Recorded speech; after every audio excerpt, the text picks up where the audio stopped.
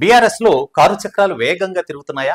Party వ్యవస్థాపకుడి కుమార్తె మాజీ MP MLC కవిత ఎలాంటి నిర్ణయం తీసుకుంటారు అన్న ప్రశ్న తలెత్తిందంటే అంతర్గతంగా పార్టీలో కీలక పరిణామాలకు దారితీస్తున్నట్లే.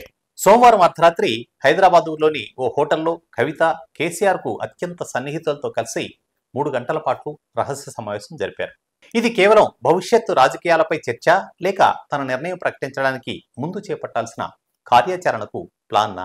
అత్యంత విశ్వసనీయ సమాచారం ప్రకారం ఈ భేటీలో కవిత భర్త అనిల్, కుటుంబ సభ్యులు, తెలంగాణ జాగృతికి చెందినటువంటి 2 కీలక నేతలు, అలాగే బీఆర్ఎస్ పార్టీలో స్ట్రాంగ్ లీడర్లుగా ఉన్న మరో 2 కూడా పాల్గొన్నారు. కవిత తన అసంతృప్తిని చాలా క్లియర్ గానే చెప్పేసిందని సమాచారం.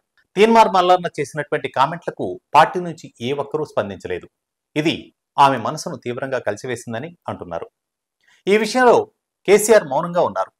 జగదీశ్వర్ రెడ్డి విషయంలో పార్టీ స్పందించినట్లు కవిత విషయంలో ఎందుకు స్పందించలేదు అన్న వేదన ఆమెను కొత్త అడుగులు వేసేలా చేస్తోందని అంటున్నారు. ఇంకెన్నాళ్లకు అనే ప్రశ్నను రహస్య సమావేశంలో సన్నిహితుల మధ్య పెట్టారట కవిత. ఈ చర్చల తర్వాత ఇంకొక భేటీ రేపో మాపో జరగనుందని, స్థానిక ఎన్నికల ముందు కవిత కీలక ప్రకటన చేసే ఛాన్స్ ఉందని పార్టీ వర్గాల్లో చర్చ నడుస్తోంది. తీన్మార్ వ్యాఖ్యల సమయంలో మీడియా ముందుకు వచ్చిన కవిత తన గట్స్ ని చూపించింది. ఇప్పుడు ప్రధానంగా ఉన్న ప్రశ్నలు, కవిత బీఆర్ఎస్ లో ఉంటారా లేక బయటకు వస్తారా? ఈ నిర్ణయానికి వెనక ఉన్న రాజకీయ ప్రణాళిక ఏంటి?